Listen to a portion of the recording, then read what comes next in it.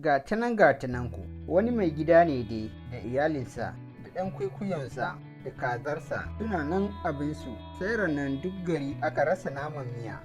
Mahauta ba su yi yanka ba, aka ciccige ta ko'ina amma ba a sami naman miya ba.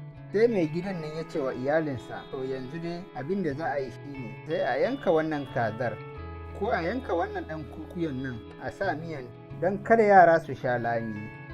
Sai iyalansa suka ce, to amma da wuya a kama ɗayansu haka kawai a yanka, sai dai a raba musu niƙa, kada kowa ya sha ruwa, duk wanda ya kasa a cikinsu ni za a yanka kenan. Ashe duk zancen da ake yi kaza tana jin su. Sai kaza ta tafi ta samo kokon kwara, ta kankare shi ta ajiye don a rarraba musu niƙa.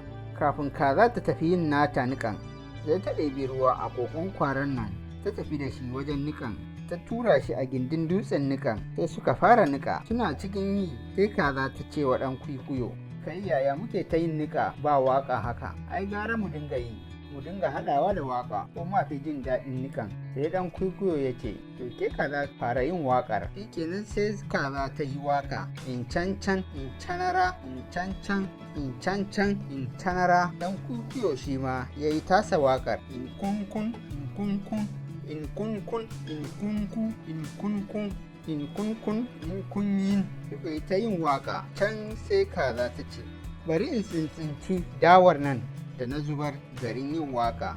Sai ta faki idon ɗan kwikwiyo nan ta ɗan tsintsinci dawa, sannan ta ɗan kurɓi ruwan nan da ta ajiye a cikin ƙoƙon kwara. Suka yi ta yin haka. Can sai ɗan kwikwiyon nan ya fara gazawa saboda yunwa da ƙishirwa. Ita kuwa kaza sai rera waƙar ta take yi.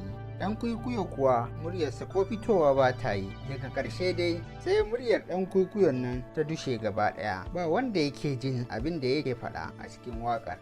Shikenan sai ita kaza ta tashi ta ruga da gudu ta faɗo cewa a zo ga ɗan kwikwiyo zai mutu. Sai aka zo aka yi sauri aka yanka shi. Mutanen gida suka sami naman miya, ita kuwa kaza ta ƙarasa niƙan da ta ƙare sai aka barta ta ci gaba da zama abinta. Shikenan kurun kus.